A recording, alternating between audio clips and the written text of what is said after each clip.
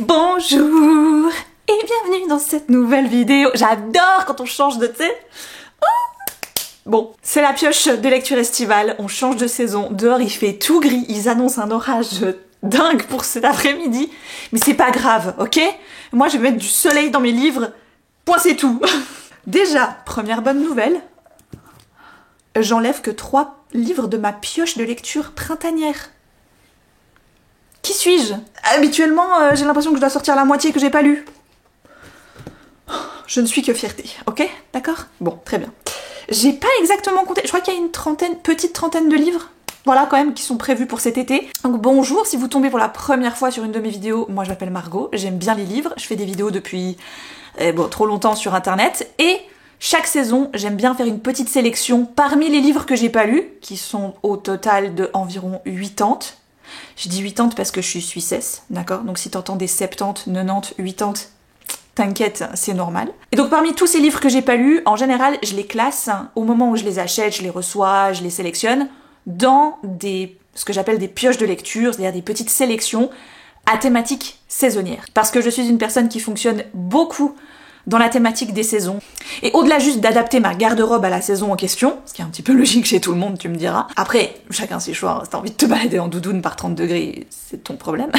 Mais moi j'aime bien aussi faire ça pour la musique que j'écoute, pour les séries ou les films que je regarde, et, tu l'auras compris, pour les livres que je compte lire. Des fois ça match parfaitement, des fois ça match pas totalement, parce que c'est juste un détail qui me fait mettre ce livre dans une sélection saisonnière. Et oui, ça m'est déjà arrivé, et ça m'arrivera encore, de des fois commencer un livre me disant « Hey, mais en fait il va parfaitement pour la saison !» Et quand je le commence, je me rends compte que finalement pas tant que ça.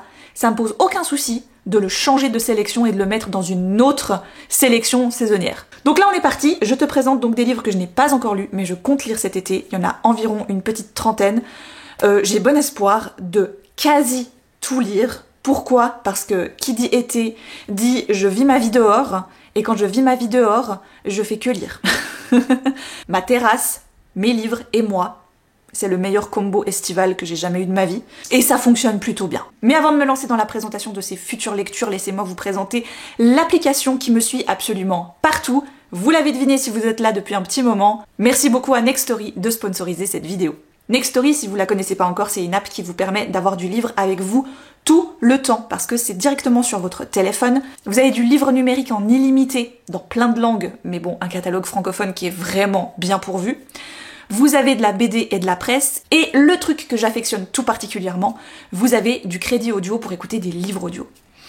Le livre audio et moi, c'est devenu une grande histoire d'amour depuis que j'ai Nextory. Ça me permet de changer de format de lecture, de prendre du livre partout avec moi, même dans les endroits où habituellement je peux pas lire, hein. Typiquement dans ta voiture. Je prends un exemple tout con, hein, voilà. Mais c'est pas possible de faire les deux en même temps. Et si, avec Nextory, tu peux. Avec le code que je te laisse ici et directement en lien cliquable en barre d'infos, tu vas pouvoir tester l'appli pendant 60 jours gratuitement. Ce qui fait que t'as tout le contenu illimité qui sera à dispo pendant 60 jours. Et en plus, tu vas avoir 15 heures d'écoute les 30 premiers jours et 15 heures d'écoute les 30 jours suivants. Tout au long de la vidéo, si des livres que je présente sont disponibles sur l'appli, je vous l'indiquerai avec un petit logo Nextory que je mettrai par là. Voilà. J'ai une petite mèche de cheveux qui me saoule, qui vient tout le temps devant mon visage. Je sais pas où elle est, j'arrive pas à l'identifier. Mais tu m'énerves. Viens que je t'enlève. Viens, va te mettre avec les autres, s'il te plaît. Parce que j'ai pas envie de faire ça pendant toute la vidéo, en fait.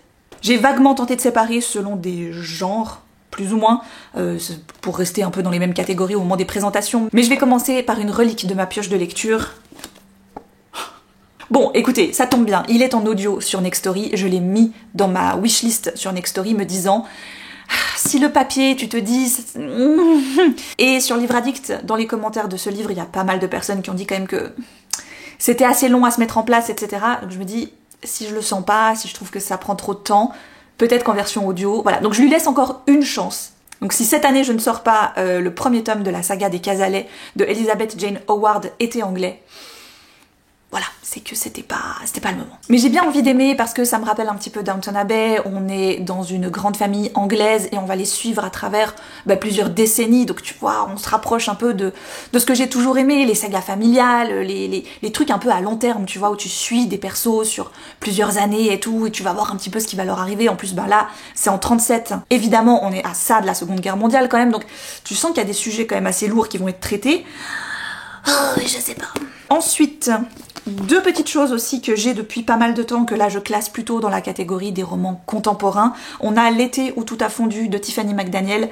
Vous savez que j'ai adoré Betty il y a quelques années de cette autrice et depuis, je n'ai jamais rien repris d'elle. Alors j'ai acheté L'été où tout a fondu quand il est sorti en poche, il y a déjà je crois 2 ans de ça, et j'ai jamais pris le temps de le sortir de sa pioche de lecture. Donc cette année, j'aimerais bien le mettre dans, voilà, un peu mes priorités, c'est-à-dire sortir des titres que j'ai depuis un moment. Dans ce roman, Tiffany McDaniel va nous plonger dans les années 80, dans une petite ville d'Ohio aux États-Unis, où un prêtre est un peu tourmenté entre le bien et le mal, et il va publier une missive dans le journal local, invitant le diable à lui rendre visite pour déblatérer, une petite conversation avec le diable en personne.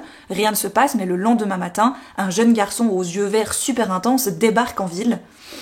Est-ce que ce serait pas l'incarnation du diable? Et un Suzanne Fletcher que je vous ai déjà présenté aussi, ça fait là aussi peut-être 1 an ou 2 que je l'ai déjà, c'est Avis de tempête. Suzanne Fletcher, c'est l'autrice de l'incontournable Un bûcher sous la neige. Si vous n'avez toujours pas lu ce livre, je ne peux plus rien pour vous, je ne sais plus comment vous convaincre, mais ce livre est absolument incroyable, d'accord? Il fait, je pense, partie de ces livres qui m'ont marqué, qui vont me marquer à vie. Mais ce qui est assez étrange avec Suzanne Fletcher, c'est que pour avoir lu d'autres livres d'elle, La fille de l'Irlandais, j'ai lu aussi Le jardin des mensonges, je crois que c'était, qui est paru assez dernièrement, les styles sont quand même tout à coup très différents. On n'a pas l'impression que c'est la même personne qui écrit à chaque fois. Et donc dans Avis de tempête, on va rencontrer 2 sœurs dont l'une a été victime d'un accident, elle est plongée dans le coma, et l'autre va se rendre tous les jours à son chevet et va un peu lui raconter des choses, espérant qu'elle se réveille. 2 titres de la même autrice, là pour le coup j'ai 2 Elin Hilderbrand, donc The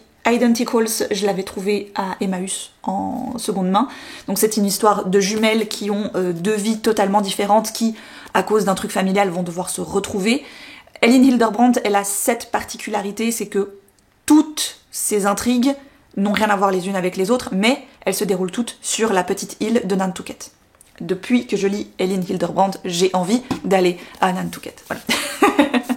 Donc on a celui-ci que j'avais trouvé à Emmaüs, et j'ai Hôtel Nantucket, c'est celui qui est paru l'année dernière je crois, en grand format. Donc ça je l'ai sur ma liseuse, je l'ai pas pris en papier parce que j'ai l'occasion d'avoir des livres via mon travail directement en format numérique, donc je ne prends pas tout toujours en physique, ça m'évite que tous les livres prennent trop de place. Voilà. Donc étonnamment celui-ci il a fait pas mal d'allers-retours dans ma pioche parce que Elin Hilderbrand j'en ai déjà lu. À force j'ai des fois un peu l'impression que ça fait un peu redite. Évidemment on a un peu toujours déjà les mêmes lieux, vous l'aurez compris, et un peu toujours les mêmes ficelles. Là, ce qui me retient et qui a fait que le livre est resté dans ma pioche, c'est que donc on va rencontrer une personnage qui va arriver à Nantucket, qui a été promue comme directrice de l'hôtel du coin, donc ça tombe bien, elle avait envie un petit peu d'un nouveau départ, de changer de vie. Sauf qu'il y a plein de couacs qui vont lui arriver dans cet hôtel, notamment on dit qu'une femme de chambre qui est morte dans un incendie 1 siècle auparavant entrait encore les couloirs, et moi c'est ce côté un peu genre un peu mystique et tout, ça m'a fait le laisser dans ma pioche de lecture. J'ai un Pete Fromm que j'ai toujours pas lu. Alors dernièrement sont sortis un recueil de nouvelles aux éditions Totem. Moi les nouvelles faut vraiment que je laisse tomber parce qu'en fait j'aime pas trop ça. J'ai essayé plusieurs fois, notamment avec Pete Fromm, avec d'autres auteurs également.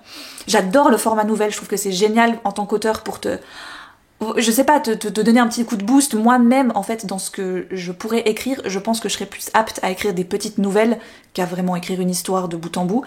Mais je sais pas, lire des nouvelles, ça me paraît tout de suite... Comment tout a commencé, c'est un de ses premiers, je crois, qui a pas eu un succès foufou. Donc il est paru en 2000 en version originale, 2013 chez Gallmeister en grand format, et donc 2020 pour la version Totem en poche. Je sens que ça va me briser le cœur. Il a un petit peu ce don-là aussi, hein, Pete Fromm. Si vous ne connaissez pas l'auteur, il est quand même assez doué là-dedans. Donc ça se passe au Texas, il fait super chaud, donc c'est pour ça que je l'ai mis dans cette pioche. On va rencontrer un frère et une sœur. La sœur est passionnée de baseball et s'entraîne. Il y a un truc qui a fait qu'elle a pas pu rentrer en équipe, donc son frère s'efforce de lui faire les meilleurs lancers possibles pour qu'elle se dépasse encore plus. Et plus le temps va passer, plus il se rend compte qu'il est peut-être en train de passer à côté d'un truc concernant sa sœur, un truc beaucoup plus gros. Il y a quelque chose qui tourne pas rond chez elle et probablement que ça va finir par imploser. Voilà, je vois bien le truc arriver. Alors celui-ci, il est pas beau, il est tout noir, c'est ma mère qui me l'a filé, je vais vous mettre la couve qu'on trouve ailleurs, ici. Je pense qu'il a plus de jaquette. C'est Le Temps du Pardon de Donna Milner. Alors, j'ai longtemps hésité à aussi me dire ouais bon bah finalement peut-être que non, et ma mère l'a tellement aimé, je crois qu'elle l'a lu en quasi une journée. Elle m'a dit mais il est incroyable dans tout ce qu'on aime toi et moi, des trucs de famille, de secrets machin et tout. Prends-le, lis-le, tu me diras ce que t'en penses. Donc écoutez, voilà, je l'ai gardé, mais c'est vrai que là, tu sais, à première vue... Ouais, ok, je vois pourquoi je pense que ma mère a bien aimé et pourquoi je risque de bien aimer aussi. On est sur deux temporalités différentes, on a une jeune fille qui a vécu un truc visiblement un peu étrange dans son enfance, elle est partie depuis, mais le temps passe, elle revient une trentaine d'années plus tard dans sa maison familiale parce que sa mère est en train de mourir, donc elle va pour l'accompagner et peut-être enfin révéler ce qui lui est arrivé dans sa jeunesse. Ok, je vois pourquoi. En numérique, un petit peu dans le même genre d'ambiance, j'ai Retour à Lake Grove par J. Courtney Sullivan. C'est une autrice, j'imagine que c'est une femme, dont j'ai déjà lu quelque chose, que j'avais plutôt bien aimé. C'était assez lent, je crois que c'était Maine. C'est assez lent, ça a un peu ce côté estival justement, tu sais, où le temps s'arrête un petit peu. C'est une chercheuse d'Harvard qui va avoir une maison à Lake Grove et elle va y retourner. Je pense que là encore une fois, secret, etc.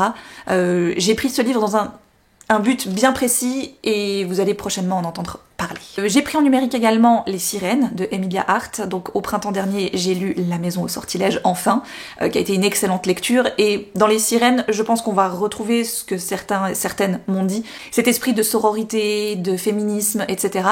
Mais avec une narration totalement différente, avec un autre paysage scénaristique. Là, on a deux sœurs, Lucie qui retourne rendre visite à Jess, qui vit toute seule dans une maison au-dessus d'une falaise, etc. Et sauf que quand elle arrive, sa sœur n'est pas là. Donc elle va commencer un petit peu à la chercher et à entendre des rumeurs, des histoires qui sont racontées en ville. Et puis elle va vraiment retourner très loin en arrière. Et je pense qu'il y a un lien avec la mer, avec les océans, les sirènes. Ayant été très bon public pour La Maison au Sortilège, je suis totalement ouverte d'esprit pour Les Sirènes. On va passer à la catégorie plutôt romance, on va dire, avec... Cette fois, je vais le lire cette année quand même, parce que je crois que j'ai un autre. Mais encore une fois, je pense qu'à force il y a certaines autrices ou auteurs, c'est pas forcément nécessaire que je lise tout ce qu'ils font, juste parce que j'en ai aimé un. Voilà, des fois, il faut que je laisse... Je pense que c'est aussi pour ça que je laisse un peu de temps passer entre certaines lectures. Mais j'ai bien envie de lire Meet Me at the Lake de Carly Fortune. J'avais lu Every Summer After, qui s'appelle Tous nos étés, je crois, en français. Celui-là aussi est paru en français, mais... Je trouve que Carly Fortune en anglais a une plume assez facile, donc pour essayer de garder un peu le rythme de lire en anglais et le niveau, je la lis en anglais. Si vous avez l'occasion de lire Tous nos étés, vraiment il était super chouette, moi j'avais beaucoup aimé cette histoire d'amour qui prend place vraiment dans l'adolescence et qui grandit. Elle est partie, elle va revenir, on est un peu sur téléfilm quoi quand même, tu vois. Elle est partie dans une grande ville, elle revient dans sa petite ville natale, etc. Bref, je vais pas vous faire un résumé super...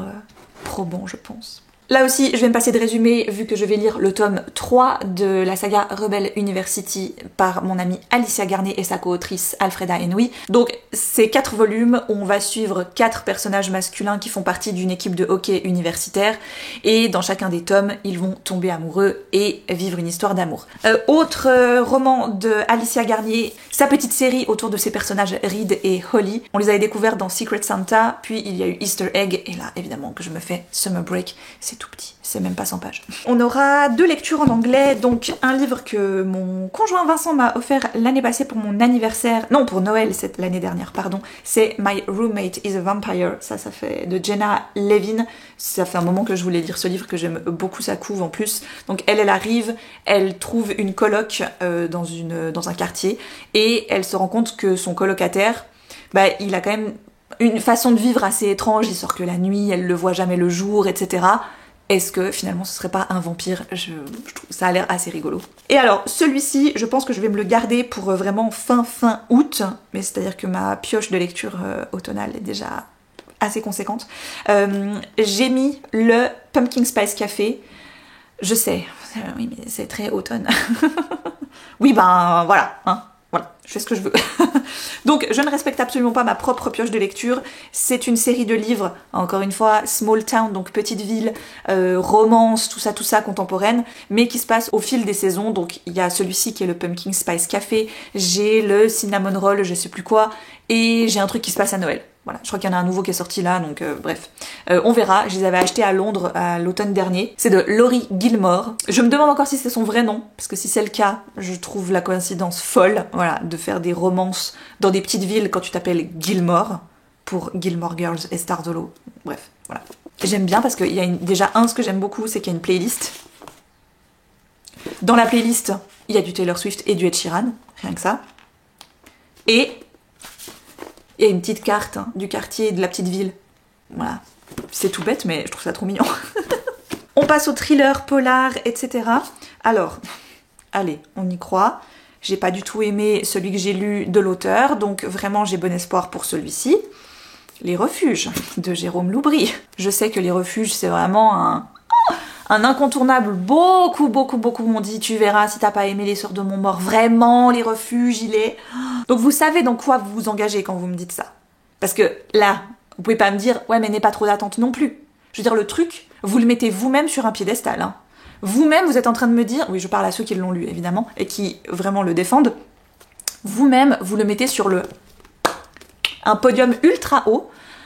Je vais essayer, je vous jure, je vais faire vraiment de tout mon possible pour ne pas trop lui en demander non plus, et me laisser embarquer, ne tenant pas compte de ce que j'ai lu dans Les Sœurs de Montmort qui m'a vraiment pas plu. Promis, je vais essayer coûte que coûte de lui donner une seconde chance avec celui-ci. Ça me parle, vraiment. Le résumé, tout me dit, ça va être génial. Donc j'ai vraiment envie d'y croire. On se retrouve en Normandie, Sandrine doit venir vider la maison de sa grand-mère qui est décédée. Elle en a franchement un souvenir d'une personne pas très joviale et gentille. Et sauf que quand elle arrive, elle se rend compte qu'en fait, sa grand-mère avait l'air d'être plutôt appréciée dans le coin. Elle avait l'air charmante et tout et tout. Déjà, elle trouve que c'est un peu étrange, elle commence à comprendre qu'il y a des secrets un petit peu partout dans cette petite ville, et il y aurait peut-être un lien avec un camp de vacances qui a été fermé en 1949. Celui-là, je l'ai pris parce qu'il était dans une boîte à livres, donc j'ai dit, bah tiens, je l'ai vu passer partout quand il est sorti. Il y a même une série télé qui a été faite, je viens de découvrir ça, qui va sortir, ou qui est déjà sortie, je ne sais plus. Je sais que je me souviens de sa sortie en français. Ah, les gens n'en revenaient pas, le truc était génial. Je me suis dit, bon, pourquoi pas. Donc là, j'ai trouvé en anglais, en boîte à livres, c'est We Are Liars de E. Lockhart, donc Nous les menteurs, en français chez Gallimard, je crois. En gros, il s'est passé une tragédie dans une famille un peu, je crois, huppée. Il me semble qu'ils sont soit une bande de frères et sœurs, soit une bande de copains. Ils passent des vacances ensemble dans une grande maison. Il va y avoir un accident, une tragédie. Et voilà, il y en a qui mentent pour se sauver les uns les autres, etc. Au bout d'un moment, ça va leur péter à la gueule, quoi, je veux dire. Je donne, là aussi, une dernière chance à une autrice qui me partage énormément. Il s'agit de Un cri dans le désert de Catriona Ward. J'ai adoré La dernière maison avant les bois, que je vous avais recommandé parce que je l'ai vraiment beaucoup aimé. J'ai détesté, mais vraiment, au plus haut point, Mirror Bay, qui est un autre livre de l'autrice. J'ai clairement l'impression que ce n'est pas fait par la même personne. Donc là, Un cri dans le désert. Alors j'ai un gros problème avec la version française, c'est pour ça que je l'ai pas pris en papier, je l'ai en numérique. La couverture de la version française. Voilà, chez Sonatine. Bon. Ça va un peu avec les autres qu'ils ont voulu faire, enfin qu'ils ont publié d'elle, donc ok. La couverture de la version originale. Bon, après, j'ai un gros doute quand même que ça le fasse, parce que... j'ai vraiment envie que ça le fasse, vraiment. Mais j'ai l'impression que c'est une autrice qui plonge des fois un petit peu trop profondément dans des trucs nébuleux qu'ensuite t'arrives pas à la suivre. On est dans un désert, on va rencontrer Rob, une jeune femme qui décide de quitter le ranch dans lequel elle vit parce que y a trop de problèmes, il y a trop de secrets, il y a trop de merdier quoi. Donc elle part. Et sauf que sa sœur Callie va la rappeler au secours, va commencer à lui parler de trucs qu'elle voit dans le désert. Donc on est un peu, tu vois, entre toujours ce rêve et réalité. On sait pas trop ce qui est réel ou pas. Et c'est déjà ce qu'elle a eu fait dans les 2 précédents. Dans l'un, elle m'a perdu juste comme il fallait et j'avais juste les bonnes infos pour, voilà, raccrocher les wagons et être un peu impressionnée à la fin, tu vois. Dans le second, elle m'a tellement perdue que j'ai un peu peur de retomber là-dedans. Donc on verra. Je pense que c'est un livre à qui je vais accorder un certain pourcentage de lecture et une fois ce pourcentage passé, si ça ne le fait pas, je risque de l'abandonner. Mais j'ai envie de me faire une dernière, tu vois, une dernière idée. Si juste j'en ai lu un qui était une exception et en fait finalement peut-être que la suite c'est peut-être pas pour moi. Un auteur auquel j'ai envie de plus en plus de faire confiance parce que j'en ai lu 2 et franchement ça se passe bien. À chaque fois je me fais quand même bien avoir, donc je suis contente parce que je lis pas que du thriller et du polar, vous l'aurez compris, je lis un peu de tout. Il n'empêche que j'en ai quand même lu pas mal. Donc il y a des ficelles au bout d'un moment, bah tu les vois, mais gros, énormes, tu vois, venir. Donc ça marche pas toujours, mais ça marche sur d'autres. Mais il y a un auteur qui a pour l'instant réussi 2 fois à m'avoir complètement, c'est Riley Sager. Et donc j'ai ajouté 2 livres à ma pioche de cet auteur. J'en ai un 3e qui m'attend pour cet automne, mais cela me donnait clairement une ambiance estivale. Donc on a The House Across the Lake, la maison de l'autre côté du lac, tu sais. Oh, j'adore ce genre d'ambiance. Oh là là là. On va rencontrer Casey Fletcher, Casey, je sais pas trop comment on le prononce, qui est une actrice qui a eu plein de bad buzz, donc elle essaie de se retirer complètement de la sphère médiatique pour se reconstruire un peu, se faire oublier. Elle va à la maison du lac de sa famille avec de quoi oublier le monde qui l'entoure. Et un de ses trucs préférés, c'est regarder le couple d'en face, donc de l'autre côté du lac, vivre leur petite vie. Donc voilà, elle se prend d'une passion pour eux jusqu'au jour où elle va sauver la femme du couple qui était en train de se noyer. Et elle va se lier d'amitié avec elle. Petit à petit, elle va se rendre compte que le mariage qu'elle croyait parfait de ses voisins ne l'est peut-être pas autant que ce qu'elle pensait. J'adore ce genre d'ambiance. Donc c'est un auteur qui est très peu traduit. Il y a 2 titres de lui qui ont été traduits, c'est tout. Les autres ne sont pas achetés en VF, je ne sais pas. Enfin, franchement, c'est dommage parce que je trouve en tout cas que ambiance et tout, c'est là. Moi, je passe à chaque fois un bon moment. Middle of the Night, on est dans les années 90. Un duo de copains, Billy et Ethan, vont s'endormir chacun dans leur tente, dans le jardin, je crois, ou pas très loin en tout cas de la maison. Le lendemain matin, un des 2 a disparu. Est-ce qu'il a entendu un truc? Qu'est-ce qui s'est passé? On est des années plus tard, ça ressurgit. Non, non, non, non. Bonne transition, on va partir vers tout ce qui est un peu aventure / fantastique, je dirais, plus ou moins, avec un titre que j'ai aussi depuis l'année dernière, il me semble, c'est La lumière des profondeurs de Frances Hardinge. C'est une autrice que j'ai toujours voulu découvrir, dont on m'a très souvent vanté les mérites et une plume incroyable, donc j'espère bien aimer. Oh, je sais pas si j'ai pris le bon titre, moi j'ai peur de ce qui se passe sous l'eau en plus. Donc on va rencontrer Hark et Jerk qui sont des orphelins qui ont grandi ensemble dans le même orphelinat et aujourd'hui ils vivotent de petites arnaques en vue de faire un immense casse, de descendre dans les abysses et d'aller voir les trésors qu'ils s'y trouvent. Et je pense qu'il y a des monstres. J'aime trop ça. J'ai un peu la même frénésie qui me prend quand je lis ce titre, Nuit d'été de Dan Simmons. C'est un auteur de SF que j'ai jamais lu. Dan Simmons, fantastique SF. Dan Simmons, je sais qu'il est très apprécié, d'ailleurs je te le donne en mille, mais le gars qui dit que c'est trop bien derrière c'est Stephen King. Donc voilà. Là ça me donne un peu une ambiance à la Stephen King, à la Stranger Things. On est avec une bande de copains dans les années 60, ils font les 400 coups, c'est l'été, ils ont rien d'autre à faire. Et puis il y a une sorte de maison de... C'est ça, le Old Central School. Ah oui, une vieille école qui surplombe la ville où ils vivent. Elle est visiblement abandonnée et ils vont aller faire un petit peu des découvertes là-dedans jusqu'au jour où il y a un truc qui va se passer et ça va merder. Donc, sans surprise, je vous le disais, je vais mettre le tome 2 de ça, histoire de terminer cette duologie qui m'a franchement laissé un super souvenir du premier volume, donc j'ai hâte de terminer. J'ai jamais vu les films, aucune des adaptations. Ce que j'aime bien là pour l'instant, c'est que dans le tome 1 et donc dans le tome 2, on a la superposition entre ce qui leur est arrivé quand ils étaient enfants et ce qui leur arrive aujourd'hui en tant qu'adultes qui doivent revenir à Derry, donc dans la ville où ils ont grandi, et re-affronter ça, donc Pennywise, Gripsou, le clown qui a fait peur à tout le monde. Je me réjouis trop de savoir la fin. Je pense pas que je vais regarder les films, je pense pas même que je vais regarder le film qui est prévu, la série Welcome to Derry, je crois, qui va s'inspirer un peu d'autres faits divers de Pennywise à travers les siècles. Parce qu'il est là depuis un moment quand même, Pennywise. Donc ça m'intrigue. Celui-ci aussi est sorti dans la catégorie fantastique chez Pocket. C'est L'Orage qui vient de Louise May. Il est paru en grand format chez La Ville qui brûle. La Ville qui brûle, c'est quand même une maison d'édition à texte assez engagé, féministe. Et il me faisait super envie, donc je suis trop contente de pouvoir d'avoir pu l'avoir via Pocket. Donc on est dans un monde visiblement un peu post-apocalyptique, il s'est passé quelque chose qui s'appelle la rétractation, et depuis cet événement, Mila, sa mère, d'autres femmes et d'autres enfants vivent dans un hameau caché, secret, personne ne sait où il est, où elles ne sont que des femmes. Donc tout se passe bien, jusqu'au jour où le grand méchant loup vient à toquer à la porte, et un homme essaye de s'introduire dans le hameau. Ça a l'air incroyable. Il est tout petit, je pense qu'il va être hyper efficace celui-là. Chez Slalom, je crois, oui, j'ai en numérique Sombre Solstice. C'est de 2 autrices, il y a Lizzie Felton, Johanna Marines. Voilà, pardon, le tome 2 est prévu pour la fin d'année, il me semble. Donc on est sur un premier volume, ambiance road trip années 70 États-Unis. C'est une bande de copains qui décident de partir sur les routes du Vermont et ils vont arriver dans une forêt où il commence à se passer des choses étranges. Il y a un truc avec un lac un peu maudit et chacun va commencer à faire des rêves et des cauchemars. Je viens de le commencer en version numérique et franchement, pour l'instant, l'ambiance elle est là. J'aime assez. On verra vers quoi ça va aller après. J'avais reçu de la part des éditions Gallimard pour leur nouveau label Élégie, The Wilderness of Girls de Madeleine Claire Franklin. J'aimerais bien pouvoir déjà le lire cette année, je sais pas si ça va être le cas.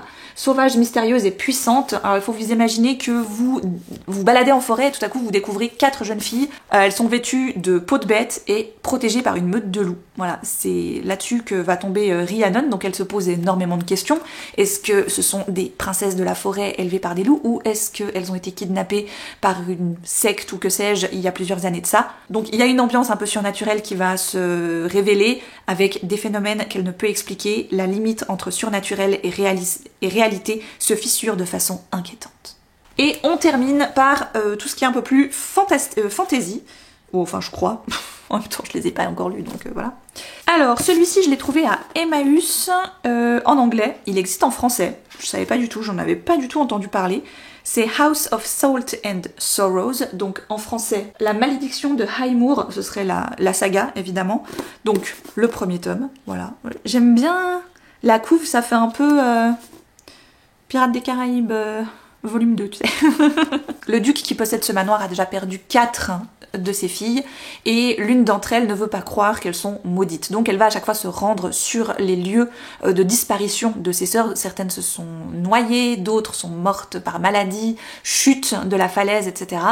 Et elle va découvrir une porte près d'une des falaises qui mène vers un royaume enchanté, et duquel elle arrive à chaque fois à revenir heureusement, parce que très vite, un peu comme dans le monde des fées, tu sais, où tu ne vois pas le temps passer, et si tu manges ou bois quelque chose de là-bas, tu restes bloqué. Elle arrive à chaque fois à se sortir de là, mais le but étant quand même de savoir si ce lieu est lié à la malédiction de elle et ses sœurs ou non. Et ça, ce sont 2 petites nouveautés que j'ai ramenées très dernièrement dans ma pioche de lecture. Non, il y en a un 3e encore. J'ai le premier tome de Assistant to the Villain, donc l'assistante du vilain, de Hannah Nicole Maher. C'est paru chez Calix. Ils sont canons quand même, hein. Ils sont jolis. Voilà. Donc ça, je l'ai pris vraiment, juste parce que mon amie Alicia aimerait qu'on lise le tome 2 en lecture commune, et donc pour ça il faut que je lise le tome 1. Le tome 2 vient de sortir. Regardez ça, c'est trop rigolo. Je crois que j'ai même pas lu le résumé. Ça a l'air assez fun quand même, donc on va rencontrer Evie Sage qui doit nourrir sa famille, quoi. Elle a besoin d'un job, tout simplement, et elle va en trouver un qui pas commode, mais finalement le but c'est de gagner des sous et manger. Donc elle va devenir l'assistante d'un des plus grands vilains de la région, et elle va devoir très vite s'habituer aux têtes coupées, aux malédictions, tout ça. Évidemment, il va leur arriver des choses ensemble. Quand il était sorti en anglais, j'en avais déjà entendu parler beaucoup de bien. J'ai envie de passer un bon moment, sans prise de tête. Let's go. Et en format papier, on a encore A Witch's Guide to Fake Dating a Demon de Sarah Hawley. Alors ça, c'est une petite romance slash contemporaine slash fantastique. Donc Marielle était une sorcière à la destinée brillante, en tout cas c'est ce que disaient les étoiles, sauf que bon, en ce moment ça marche pas trop. D'ailleurs elle essaye d'invoquer un paquet de farine pour faire une pâtisserie et elle invoque un démon à la place quand même. C'est ballot. Et je ne l'ai pas encore en version papier parce qu'il sort au moment où juste après que cette vidéo soit sortie, donc je l'ai pas encore au moment où je la tourne, mais je l'ai déjà en version numérique. C'est le tome 2 de Heartless Hunter qui termine donc la duologie de sorcellerie autour de ce phénix rouge qui sauve des sorcières qui ont été destituées de tout leur pouvoir dans un royaume, et les chasseurs de sorcières évidemment les traquent coûte que coûte. Notre héroïne Rune est elle-même une sorcière qui s'était ignorée pendant un sacré moment et qui grâce à son statut pouvait un petit peu aider les autres jeunes femmes à s'échapper, voilà, des mains des gardes de la nouvelle, je sais plus comment ils appellent, la nouvelle Renaissance ou la nouvelle je sais plus quoi. Bref, et en gros là on est sur un vrai Enemies to Lovers. J'ai très envie de finir cette duologie parce que le premier tome était vraiment pas mal. J'ai beaucoup aimé le fait que ils ne peuvent pas s'aimer, sinon ils peuvent clairement en mourir parce que les deux ne viennent pas des mêmes mondes, mais il y a un truc entre eux quand même, tu vois. Et franchement le tome 1 il finit ça de façon... Voilà, donc je me réjouis de finir ce titre-là. Là aussi je devrais le faire normalement en lecture commune avec Alicia et Emily parce qu'on avait lu le premier ensemble. Donc voilà pour cette pioche estivale, j'espère qu'elle vous a plu. Dites-moi, vous avez prévu quoi pour cet été? Est-ce que vous avez une plus grosse sélection de lecture que d'habitude, parce que vous vous dites les vacances, l'été, tout ça, ça s'y prête? Ou alors au contraire, vous faites tellement de trucs à côté, vous dites non, moi je raccourcis à fond parce que j'aurai pas le temps. Mais évidemment, si vous en avez 3-4 que vous aimeriez me partager, faites-le. Pour ma part, tout ce que je vous ai présenté se trouve dans une liste dédiée sur mon profil Livre Addict. Je vous la laisse en barre d'infos. Merci beaucoup d'avoir été attentif pendant tout ce temps. Je vous dis à très vite pour une prochaine vidéo.